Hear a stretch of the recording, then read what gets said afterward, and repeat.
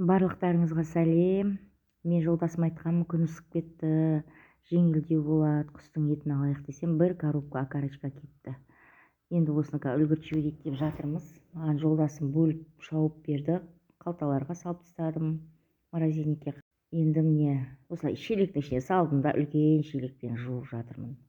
Даланың бір рахаты осы ғой. Суға жуасын төгіп жібересің. Ошағымды бәрін дайындап берді, ағашымды бәрін дайын. Енді міне окорочкаларымызды қазанға салып жатырмыз. Қазанға салған кезде ешқандай май құймадым. Қазір өте майлы, өзінің майы шығады. Жақсылап бәрін жуып салып аламыз. Бөлгенде де ірі бөліктерге салып бөлдім. Мына қараңыздаршы, оты қандай әдемі жанып жатыр. Далада, қазанда отқа пісірген тамақты да сағынасың кейде. Үйдің ішінде жаңағыдай газге пісіргенге де жаман үйреніп кеткенбіз. Рахат аударып жатырмыз. Жақсылап тұрып асты қатып қалмас үшін. Жақсылап қуырып жатырмыз. Отымыз да жақсы жанып жатыр. Керемет.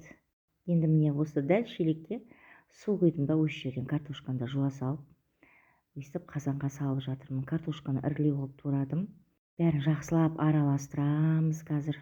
От жақсы жанып тұр астында. Асты жабысып қалмас үшін араластырып аламыз.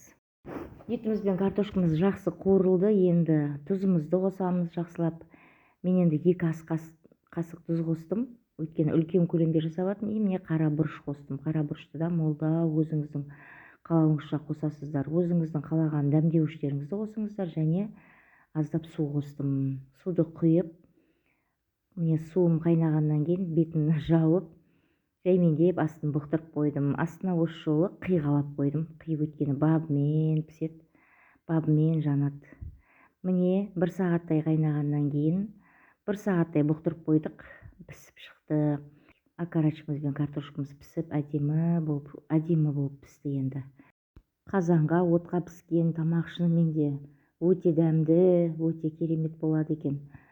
Қазанға пісіргенді де сағынып қалыппыз.